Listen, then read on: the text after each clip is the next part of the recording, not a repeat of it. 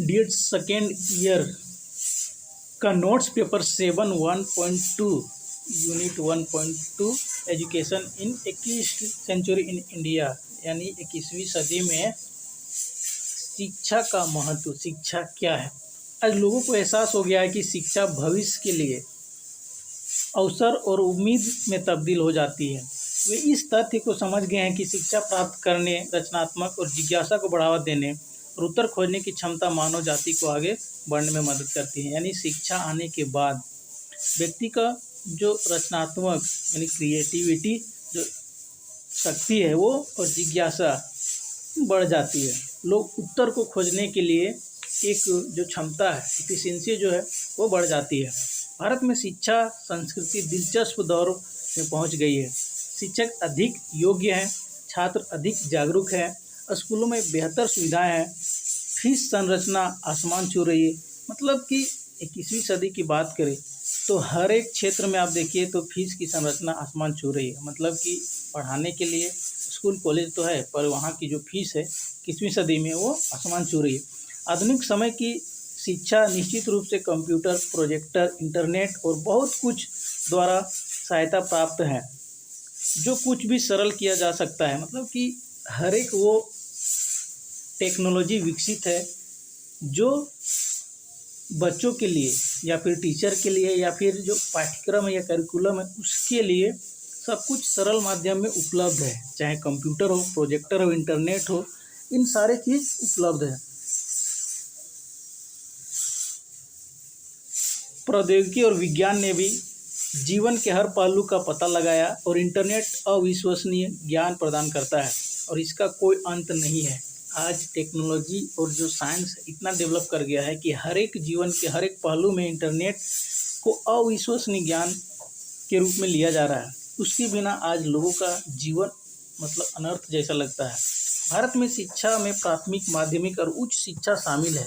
यानी primary, secondary और higher education भी शामिल है।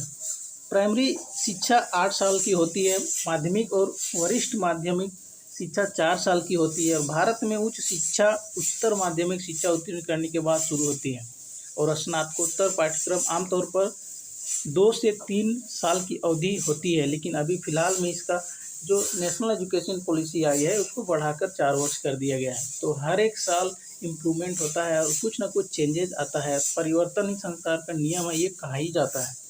तो आधुनिक शिक्षा का लक्ष्य, goal of modern education. The goal of modern education is to focus on ensuring that children would be problem solver, decision maker and enablers. यानी कि आधुनिक शिक्षा का लक्ष्य यह सुनिश्चित करता है कि बच्चों की जो समस्या है, प्रॉब्लम है, समाधान करता और निर्णय करता और सक्षम करता बने। यानी कि problem solver, decision maker and enablers. तो ये बच्चों में होनी चाहिए कि अगर कोई समस्या आया तो उसको कैसे समाधान करना, ये प्रॉब्लम सॉल्वर हो गया। फिर डिसीजन मेकर यानी समाधानकर्ता के रूप में, तो ये सब होनी चाहिए। छात्रों को जीवन कौशल के साथ स्कूल छोड़ने की ज़रूरत है जो उन्हें चुनौतियों से निपटने में मदद करते हैं, भले ही उन्हें उनका समाधान न पता हो। सबसे महत्वपूर्ण बात यह है कि उन्हें अपने आसपास के लोगों के साथ मिलकर काम करने में सहज होना चाहिए, जिनकी पृष्ठभूमि और जीवन के अनुभव अलग अलग है। यानी कि सबसे महत्वपूर्ण टॉपिक है कि बच्चों में जो आसपास में यानी जो भी आप काम कर रहे हैं उसमें सहज भाव से दूसरे लोगों से किस प्रकार से मिल के काम करना है, उसका पृष्ठभूमि और अनुभव जो है दूसरे लोगों का किस प्रकार से है वो अलग हो सकते हैं। ऐसा कोई भी क्षेत्र नहीं बचा है जो एक आयामी या व्यक्तिवादी हो। यहाँ तक कि अगर आप टेनिस या एथलेटिक जैसे व्यक्तिगत खेल में भी रुचि रखने वाले खिलाड़ी का सबसे चरम उदाहरण ले तो उन्हें मनोवैज्ञानिक प्रशिक्षकों, बड़े डेटा प्रौद्योगिकी आदि के साथ मिलकर काम करने और एक टीम के रूप में काम करने की आवश्यकता होती है। जैसे कि यहाँ पर एक उदाहरण दिया गया है कि अगर आपको कुछ भी अचीवमेंट हासिल करना है या आपका जो भी गोल है तो उसके लिए आपका व्यक्तिगत जीवन तो है ही, साथ ही साथ अलग अलग लोगों का भी आपको सपोर्ट मिलना बहुत ज़रूरी है। जैसे कि एक एथलीट की बात कर रहे हैं तो एथलीट में उसका टीम मेंबर का रहना बहुत आवश्यक है, उसका प्रशिक्षक यानी ट्रेनर का भी बहुत ज़रूरी है। फिर मनोवैज्ञानिक ना माइंडसेट उस किस प्रकार से खेल के लिए तैयार करता है वो भी बहुत ज़रूरी है। क्या है कि खेल के लिए अपना माइंडसेट तैयार करना बहुत ज़रूरी होता है। फिर बड़े प्रौद्योगिकी यानी टेक्नोलॉजी का भी बहुत आवश्यक है। मान लीजिए आप टेनिस खेले तो उसमें क्या क्या इक्विपमेंट यूज हो रहा है, तो उसको मैं भी ध्यान में रखकर आपको काम करना होगा। तो ये सभी मिलकर अगर हम काम करते हैं, एक टीम के रूप में काम करते हैं, तो इसकी आवश्यकता होती ही है। कौशल आधारित शिक्षा भविष्य की आवश्यकता है, यानी कि skill based education in the need of the future. ये जो कौशल है इसका नीड है फ्यूचर में, तो वो किस प्रकार से, मोटे तौर पर कहे तो शिक्षा का मतलब सिर्फ निर्धारित पाठ्यक्रम पढ़ाना नहीं है। केवल हम पाठ्यक्रम पढ़ा दिए तो वो शिक्षा नहीं हो सकता है, बल्कि दिमाग को कई संभावनाओं के लिए खोलना, जीवन कौशल को आत्मसात करना और जीवन के हर क्षेत्र में उद्यमी बनने के लिए तैयार करना। अर्थात कहें तो केवल और केवल पाठ पढ़ा देना, बुक पढ़ा देना एजुकेशन नहीं है, शिक्षा नहीं है, बल्कि उनके दिमाग को, संभावनाओं को खोलना। एजुकेशन का मतलब टू ग्रो आउट, यानी अंदर की शक्ति को बाहर निकालना, व्यक्ति के दिमाग को विकसित करना, उनका जो कौशल है उसको विकसित करना, जीवन के हर एक क्षेत्र में उसको बढ़ाना। परंपरागत अर्थों में उद्यमिता उद्यम निर्माण पर केंद्रित रही है, लेकिन अब उद्यम प्रबंधन और स्केलिंग की परिभाषा का हिस्सा बन गई है। यानी entrepreneurship in the classical sense has been focused on venture creation, but venture management and scaling is also a part of the definition per se no. मतलब अभी के समय में इंटरप्रेन्योरशिप जो है क्लासिकल सेंस जो है क्या है कि उद्यमिता उद्यम जो है, इसके लिए क्या है तो हर एक इंटरप्रेन्योरशिप को ग्रो करना पड़ेगा। भविष्य में व्यक्तिगत शिक्षा, अनुकूलित उपभोग और छोटे शिक्षण स्थान होंगे जहां छात्र एक तरह वातावरण सीख सकते हैं। शिक्षक छात्र संबंध में एक गतिशील परिवर्तन आएगा जब फील्ड क्लासरूम स्कूलों में अपवाद के बजाय एक आदर्श बन जाएगा। यानी कि जो भी स्कूल होगा, जो भी क्लासरूम होगा, उसमें अपवाद यानी कि उसको एक आदर्श रूम बनाने के लिए वहाँ के इन्वायरमेंट को एक संतुलन रूप से क्रिएट करना पड़ेगा, तभी जाकर उसमें ना कोई अपवाद होगा, ना उसमें कोई विवाद होगा, और वो एक आदर्श रूम बन जाएगा। ये विचार पाठ्य पुस्तक से परे होंगे और अवधारण के मूल्यांकन के बजाय ज्ञान के अनुप्रयोग से अधिक जुड़े होंगे। यानी कि केवल पाठ्य पुस्तक नहीं, बल्कि उसके साथ उसका मूल्यांकन होगा कि उसका जो ज्ञान है वो किस प्रकार से प्रैक्टिकल रूप से जुड़े रहे। लचीले शिक्षण पथ जीवन कौशल प्रदान करने पर ध्यान, छात्र केंद्रित शिक्षण पद्धतियों और प्रौद्योगिकियों का उपयोग शिक्षा की अवधारणा के सामने ला रहे हैं। यानी कि लचीलापन यानी फ्लेक्सिबिलिटी भी होनी चाहिए शिक्षण में, ज़रूरत पड़े तो उस पर चेंज किया जा सके, और ज़रूरत पड़े तो उसका जो जीवन कौशल है यानी कि जो लाइफ का स्किल है उसको बढ़ाया जा सके। आधुनिक शिक्षण पद्धति को अपनाना, इंगेजिंग मॉडर्न टीचिंग मेथोडोलॉजी, मतलब आधुनिक शिक्षण पद्धति को कैसे अपनाएंगे। आधुनिक शिक्षण पद्धति सोच और विश्लेषणात्मक कौशल पर केंद्रित है।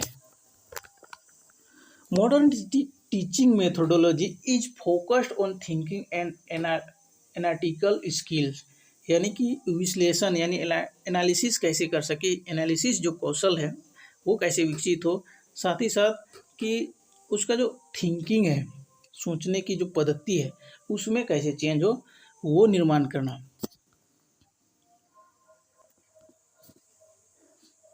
छात्रों में हस्तांतरणीय अमूर्त सोच कौशल और चिंतनशील अवलोकन भविष्य के करियर को विकसित करने में मदद करता है। तो इस तरह से the transferable abstract thinking skill and reflective observation in student help in developing future career, कि बच्चों का जो चिंतनशील है यानी जो सोचने की जो एब्स्ट्रैक्ट थिंकिंग स्किल है एंड रिफ्लेक्टिव ऑब्जर्वेशन, यानी कि सोचने की जो शक्ति है वो भविष्य में काम देगी, करियर को विकसित करने में मदद करेगा। Developing future career, The process involve the use of project making field trips and facing challenge in a controlled environment. यानी कि जो भी प्रक्रिया है, यानी जो प्रोजेक्ट बनाना, फील्ड ट्रिप को नियंत्रित वातावरण में चुनौतियों के सामने कैसे झेलना, कैसे सामना करना, ये सभी चुनौतियाँ शामिल है। Project making, field trips and facing challenge in A control environment, मतलब वो जो वातावरण है उसको कैसे नियंत्रित करना। ये भविष्य की सफलता को आधार है, क्योंकि यह सीखने और करने के बीच खाई पाटता है। सिद्धांत और व्यवहार के बीच की जो विसंगति है उसको दूर हो जाती है। सीखने की अवस्था को बढ़ाया जाता है और कार्य प्रणाली प्रदर्शन योग्य मानसिकता और व्यवहारिक परिवर्तन उत्पन्न करने में सहायक होती है। यह समग्र शैक्षिक प्रथाओं को नींव रखता है जो एक वातावरण बनाता है। समग्र शैक्षिक प्रथा यानी कि बहुत बड़ा एक विकास जो सभी को लेकर चलता है और इसकी नींव रखता है और एक ऐसा वातावरण बनाता है जो जीवन भर सीखने की सुविधा देता है, छात्र की स्वाभाविक जिज्ञासा को बढ़ाता है और नाटकीय रूप से अवधारणा को बढ़ाता है। यानी कि छात्रों के अंदर एक वातावरण ऐसा निर्माण होता है जो जीवन भर सीखने की जो सुविधा है वो उपलब्ध कराता है, फिर जिज्ञासा को बढ़ाता है। मूल्यांकन प्रणाली भी मजबूत है और आधुनिक पद्धति के उपयोग से व्यक्तिगत स्तर पर प्रत्येक बच्चे के लिए मुख्य शक्तियों और सुधार के क्षेत्रों में मूल्यांकन करने में मदद करता है। यानी कि जो भी मूल्यांकन प्रणाली है उसमें मजबूत बनाता है और जो आधुनिक पद्धति है उसका उपयोग व्यक्तिगत स्तर पर कैसे हो, इसके लिए बच्चों के लिए शक्ति और सुधार के क्षेत्रों में मूल्यांकन करने के लिए मदद करता है कि इंडिविजुअल जो व्यक्ति है उसका स्तर कैसे इंक्रीज हो, कैसे सुधार हो, उसमें रिफॉर्म किस प्रकार से हो, उसका असेसमेंट जो करते हैं वो किस प्रकार से है, वो डेवलप करने का काम करता है। शिक्षण कार्यक्रमों में प्रौद्योगिकी का उपयोग यानी use of technology in the learning program, जो शिक्षण कार्यक्रम हम चला रहे हैं उसमें प्रौद्योगिकी यानी टेक्नोलॉजी का यूज क्या है, मतलब किस प्रकार से। तो टेक्नोलॉजी ने समुदायों के बीच बेहतर बातचीत को सक्षम बनाया है। Technology has enabled improved interaction between communities and educationists should look at touch और इस प्रकार से कि लोगों के बीच और समुदायों के बीच बेहतर बातचीत हो सक्षम बनाया और शिक्षाविदों को प्रौद्योगिकी को बेहतर कार्य प्रणाली और नए युग के शिक्षण प्रवर्तक के रूप में देखना चाहिए, न कि शिक्षक के विकल्प के रूप में। सीखने को अधिक स्वाभाविक बनाने के लिए प्रौद्योगिकी का उपयोग भविष्य की कुंजी है। यानी कि आज जो टेक्नोलॉजी का हम यूज कर रहे हैं उसके माध्यम से व्यक्ति में यानी बच्चों में एक विकास की ढांचा को संरचित किया जा रहा है, क्योंकि नए युग में आज हम जिस टेक्नोलॉजी का उपयोग कर रहे हैं उससे क्या है कि व्यक्ति में बच्चों में विकास तो हो रहा है, पर विकास की क्षमता को इंक्रीज करना वो शिक्षक का एक विकल्प के रूप में है। सीखने को अधिक स्वाभाविक बनाने के लिए टेक्नोलॉजी का उपयोग भविष्य की कुंजी है। जब हमारा दैनिक जीवन तकनीक द्वारा सशक्त है तो कोई कारण नहीं है कि शिक्षण अधिगम को इसे वंचित किया जा सकता है। यानी कि हम जो डेली एक्टिविटीज करते हैं उसमें तकनीक का हम उपयोग करते हैं, तो ऐसा शक ही नहीं है कि हम उसका बिना उपयोग किए हम कुछ काम कर सकते हैं। यह अंतर तब भी बना रहता है जब छात्रों को केवल पारंपरिक तरीकों से पढ़ाया जाता है। कार्यस्थल पर टेक्नोलॉजी का उपयोग बहुत अधिक होता है।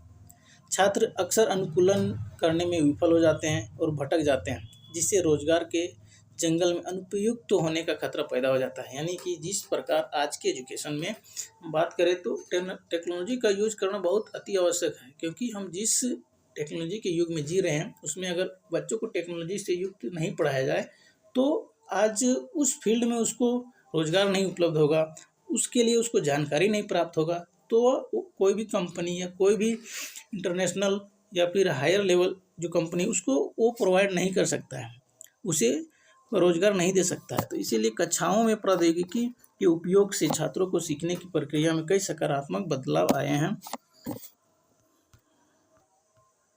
जैसे कि artificial intelligence, augmented reality, automation, robotics, virtual reality, digital marketing इत्यादि के सम्मिश्रण से ने शिक्षा के क्षेत्र में क्रांति ला दी है। यानी कि आज के डेट में अगर एआई के बारे में नहीं पता रहेगा, augmented reality, automation, robotics, virtual reality, digital marketing, ये सब क्या है, एक न्यू जनरेशन के बच्चों के लिए फ्यूचर में इसका करियर है।